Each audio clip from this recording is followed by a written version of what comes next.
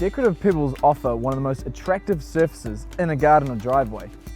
In high-density housing areas, laying pebbles is a permeable alternative to hard surface concreting, so that your land area can absorb more rainfall, which is great, especially in Auckland.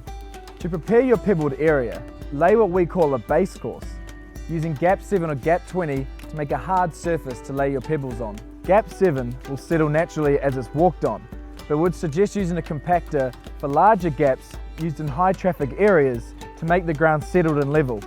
Our range of sleepers is ideal for creating a contrast edging and keeping the area tidy. To aid surface strength, come talk to us about the Jack Mat system. It is recommended for paths and driveways and great for muddy areas. The Central Landscape Supplies pebble range includes our popular Hokey Pokey with its earthy tones and our river pebbles that are traditional grey. Lime Chip gives you that modern, clean white finish, or go coastal with crushed shell. We carry many different kinds of pebbles, so our friendly staff will help you choose the right size for your purpose. For more information on using decorative pebbles at your place, download our instruction sheet or drop by one of your local yards. And don't forget, we've got loan trailers available.